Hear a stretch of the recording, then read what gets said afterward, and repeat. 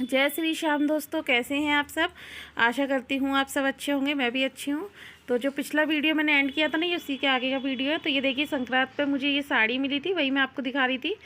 क्योंकि मैं अपने घर चली गई थी, तो ये मेरी भाभी ने और भाई ने मुझे दिया था संक्रांत पे, वही मैं आपको दिखा रही। ये देखिए, चुटकी मिली है।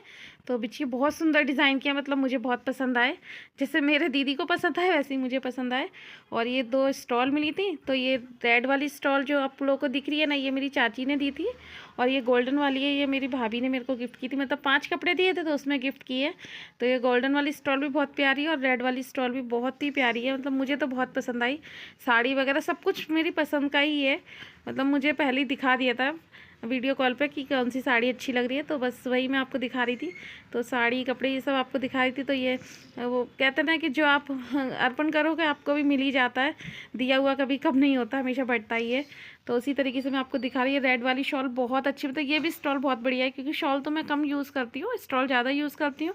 तो मुझे चाची जी ने भी स्टॉल ही दी थी।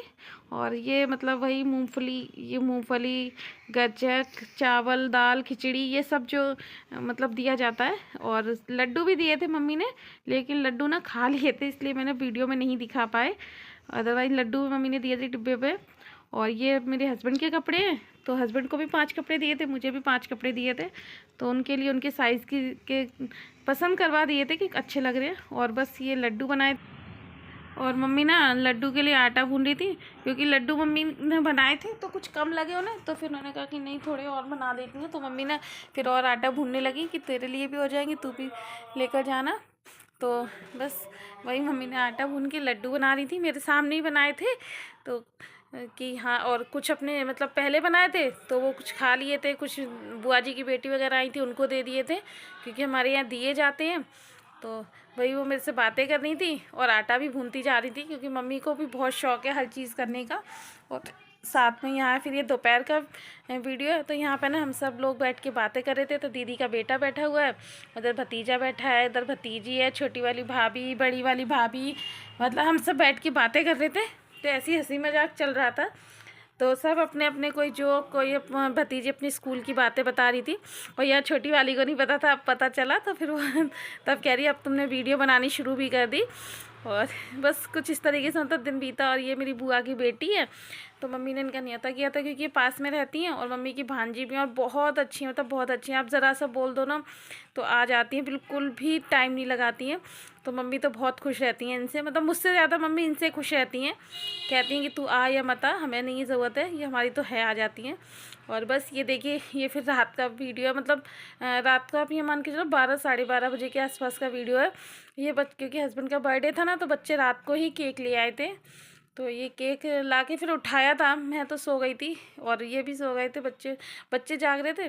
केक कटा और फिर ये सुबह में मैंने पुए बनाए, क्योंकि हमारे यहाँ बर्थडे पे पुए ही बनते हैं। तो बस पुए बना के मैंने दिया था मम्मी को, तो मम्मी ने टीका कर दिया था, मतलब सासू माँ ने। क्योंकि हमारे यहाँ ना बर्थडे पे पुए ही बनते हैं। और नाश्ते में मैंने कचौड़ियाँ बनाई थी, कचौड़ी चटनी, क्योंकि और कुछ तो समझ में नहीं आ रहा था। तो आप लोग भी आ जाइए, हमारे साथ नाश्ता कर लीजिए। आज कचौड़ी बनाई, क्योंकि और ज़्यादा कुछ नहीं बनाऊंगी, किसी का मन नहीं था। क्योंकि सबने बोला, बच्चों ने सब इकट्ठे थे तो सब बोल रहे थे कि आज बाहर जाएंगे खाना खाने के लिए। तो इसलिए फिर मैंने ज़्यादा कुछ नहीं बनाया, सिर्फ कचौड़ी चटनी यही सब बनाया था। और ये देखिए, फिर ये दिन में तो कुछ बनाया ही नहीं था, तो इसलिए फिर ये सीधा रात का वीडियो है। तो रात को हम लोग बाहर खाना खाने गए थे, तो ये वहाँ का है। अभी सब लोग बैठे हुए हैं, कोई मेन्यू देख रहा है, कोई कुछ कर रहा है। तो और फिर खाना पीना खाया। उसके बाद फिर बच्चे केक ले आए थे, मतलब रात को भी केक ले आए थे। और फिर जब बाहर नेक्स्ट डे खाना खाने गए तो तब भी केक ले आए थे। तो आज तो बर्थडे सेलिब्रेशन हो रहा है और सब लोग हैं, तो और भी अच्छा लग रहा है। दीदी भी रोक गई थी, दीदी को रोक लिया था, तो और भी अच्छा लग रहा था। तो ये बच्चों ने जिद की चारों ने कि नहीं नहीं, आपको कैप पहननी पड़ेगी, बर्थडे कैप पहनो, ताकि तभी केक कट होगा। तो फिर इस तरीके से आस्था ने, माशू ने, चिंटी, चीकू सब ने केक वगैरह का अरेंजमेंट किया। और बस ये देखिए, पहले फिर केक की तैयारी हो गई। केक आ गया था तो फिर केक कट कर लिया था। तो पहले खाना खाया, फिर केक कटिंग की। और ये देखिए, यहाँ पे अब बर्तन दिखे तो पहले केक दिखा। कुछ क्लिप हैं जो आगे पीछे हो गई हैं, बट पहले खाना खाया था सबने, उसके बाद फिर केक कटा। और सच में मतलब कुछ भी हो, चाहे कोई त्यौहार हो या बर्थडे हो, लेकिन मज़ा तभी आता है जब सब लोग साथ में होते हैं। तो सच में मतलब इसमें बहुत बहुत अच्छा लग रहा था। जेठानी जी को भी बोला था कि चलो आप भी, लेकिन वो आई नहीं कि नहीं मुझे नहीं आना, मतलब उनका मन नहीं था।